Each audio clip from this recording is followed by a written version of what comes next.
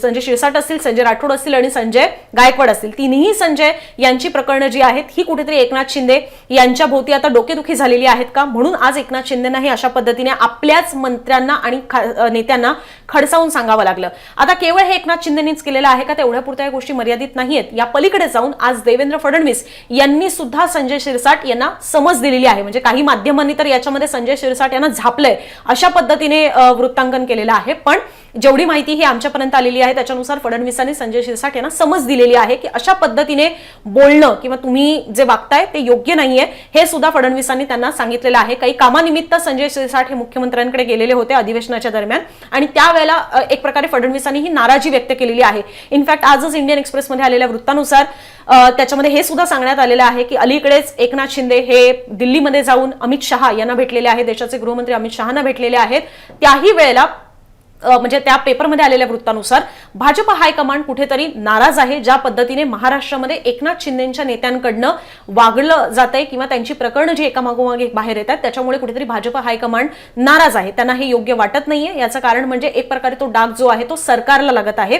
महाराष्ट्र नाही म्हटलं तरी सध्याच्या घडीला भाजप शासित राज्य म्हणून पाहिलं जातं. मुख्यमंत्री भाजपचा आहे, सगळ्यात जास्त बहुमत जे आहे ते सुद्धा भाजपकडेच आहे. त्यामुळे पाहिलं तर ते महायुती सरकार बरोबर जरी दिसत असलं तरी पाहताना भाजप शासित राज्य आहे अशीच त्याची केंद्रीय पातळीवर दखल घेतली जाते. आणि त्या राज्यांमधनं ज्यावेळेला शिवसेनेच्या लोकांकडनं असे व्हिडिओज बाहेर येतात किंवा जे काही प्रमाणात ठाकरेंची भूमिका आहे त्यालाच साजेशीर भूमिका ही एकनाथ शिंदेचे शिवसैनिक घेत असतात, त्यावेळेला मात्र म्हणजे मग ते निशिकांत दुबे यांना ऐकवणं असेल किंवा मराठीच्या मुद्द्यावर ठाम राहणं असेल, प्रताप सरनाईक यांनी तिकडे मोर्चाला जाणं असेल, ह्या सगळ्या गोष्टी सुद्धा राष्ट्रीय पातळीवर वेगळ्या चष्म्यातनं पाहिल्या जात असतात. आणि म्हणूनच त्यांचं वागणं बोलणं या सगळ्या गोष्टी कुठेतरी सरकारला धक्का देणारा आहे, सरकारच्या प्रतिमेवर सुद्धा डाग लावणारा आहे. कारण की देवेंद्र फडणवीस असेल, भाजप असेल, यांचे दावेच हे असतात की आमचं पारदर्शक सरकार असणार, याच्यामध्ये कुठेही भ्रष्टाचार नसणार, काळा पैसा नसणार, हे सगळे दावे केले जात असतानाच त्याच सरकारमधल्या मंत्र्यांच्या घरांमध्ये मात्र बंडल्सच्या बंडल्स असलेली बॅग दिसून येत आहे असे दावे होत आहेत, असे आरोप होत आहेत.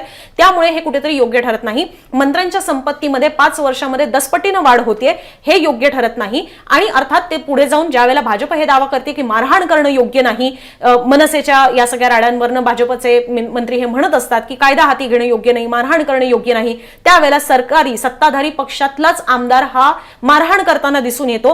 ह्या सगळ्या बातम्या ज्यावेळेला राष्ट्रीय पातळीवर जात असतात त्यावेळेला हे कुठेतरी सरकारवर डाग लागणार ठरत असतं.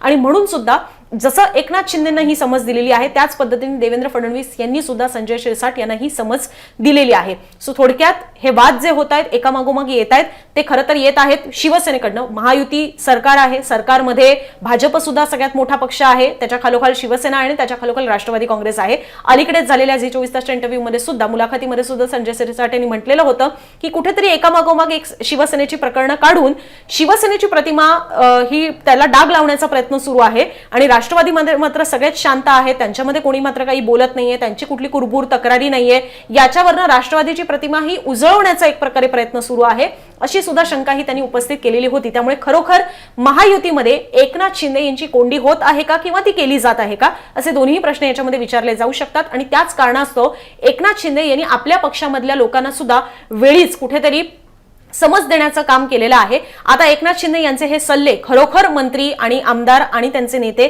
कितपत पाळतात हे पुढे बघायला हवं.